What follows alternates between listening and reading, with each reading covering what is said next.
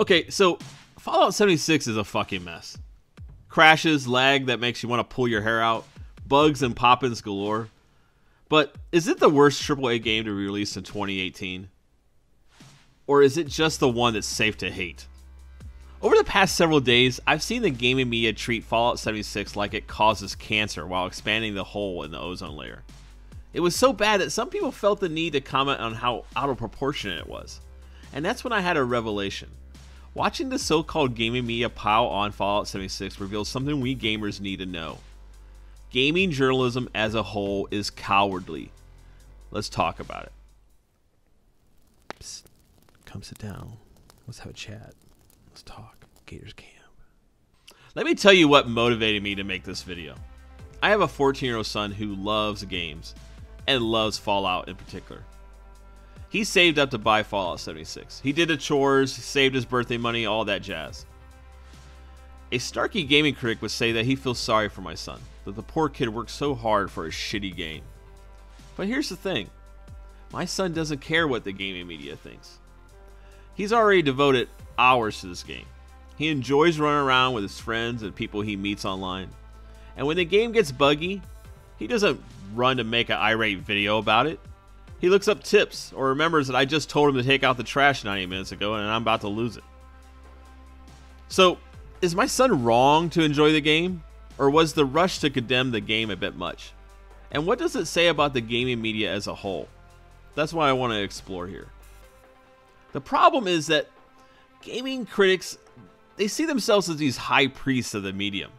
They turn into gatekeepers, deciding what is worthy or what is cool and whatnot. Hey, do you still have that beef fire French import safe to smoke? Let's see.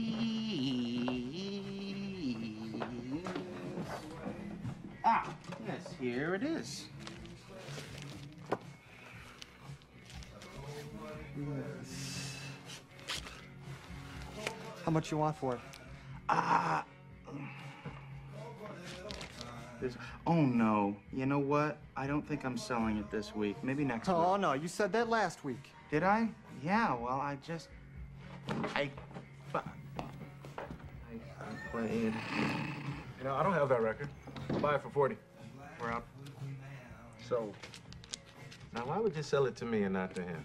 Because you're not a geek, Lewis. You guys are snob. No, we're not. No, seriously, you're totally elitist. You feel like the unappreciated scholars, so you shit on the people who know less than you. No. Which is everybody. Yes. It's just sad. That's all. The problem with critics of all kinds is that they don't experience the thing they criticize the same way most people do. Film critics go to dozens or even hundreds of new movies.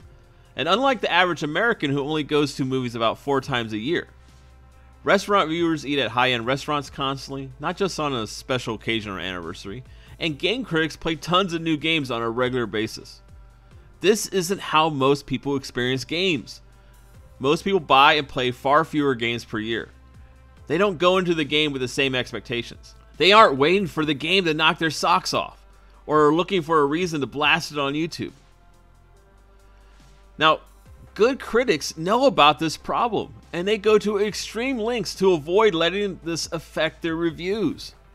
But some critics fall into this trap where something that is good or fine or average is so boring that it becomes worse than bad.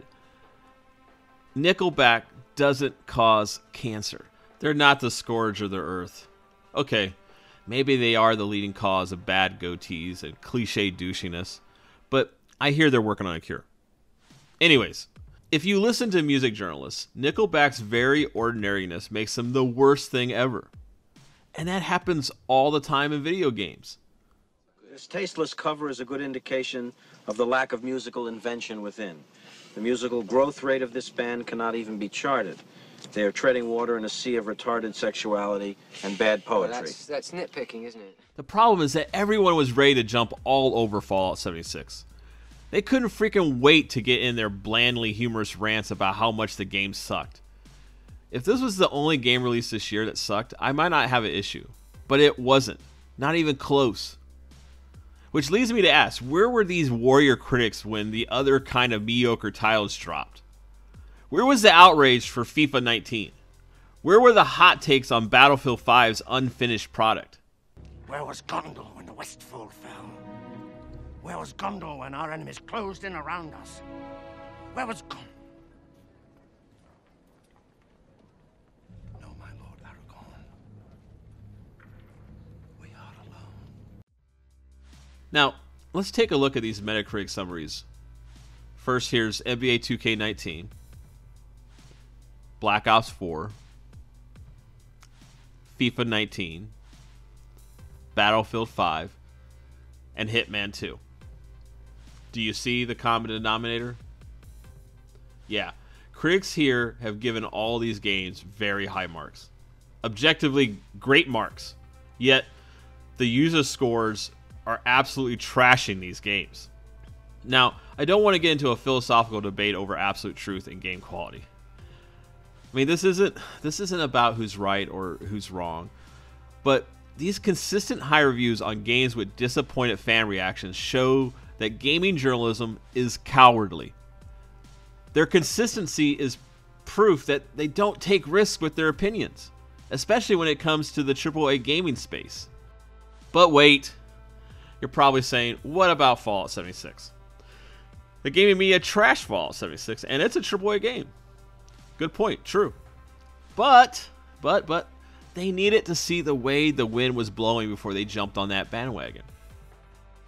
YouTubers like Jim Sterling, Clean Prince Gaming, and SkillUp led the charge because, frankly, they're consistent in their own way. Responsible gaming journalism and integrity is these guys' common denominator. They made it vogue to be brutally honest about Fallout 76. If you watch the timeline, if you watched it, every major outlet waited 2 to 3 days before really ripping into Fallout 76. You are a coward. The plane sometime. You are a coward. What's a lot harder is finding a game that the public loves and the critics loathe. When you think about it, that's kind of strange. I mean, I can find movies, music, restaurants, hell, even board games that are derided by critics while being massively popular. Why doesn't that happen with video games? If gaming criticism was honest, at least a few times a year we would see a big outlet come out with a review that goes, I don't care how popular this game is. I thought it was morally bankrupt and the storytelling blew like a washed up groupie at a Motley Crue cover band convention.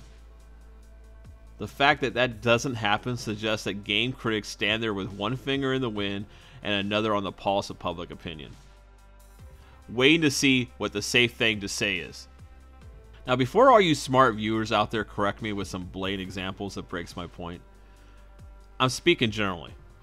There's always going to be an exception that proves the rule, etc., etc. Show me a real profile and courage, a mainstream reviewer going against the tide on a big title, and then I'll pin a medal on him and still point out that he's the exception. You could even see this trend in the whole Diablo Immortal controversy and backlash.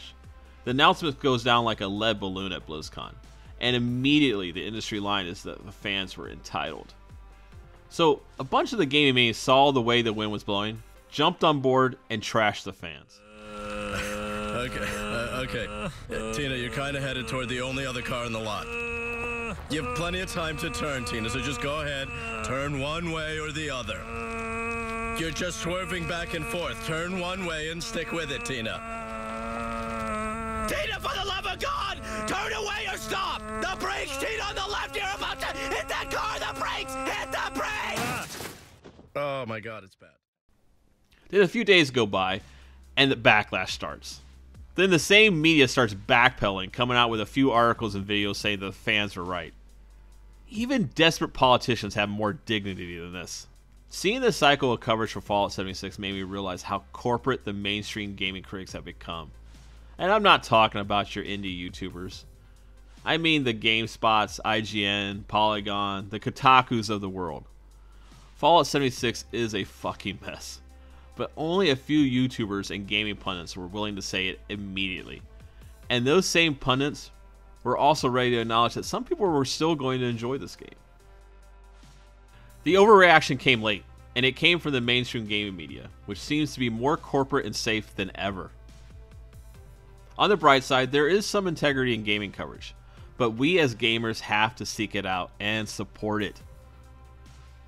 Did you enjoy this video and my feeble attempt to sprinkle a bit of humor on what is essentially an unhinged rant? For the record, I'm still pretty new to this, so be gentle, like you would if I was a cute little newborn calf, only learning to record audio and splice together video clips. So be gentle, very gentle, and like and subscribe. Thanks for watching.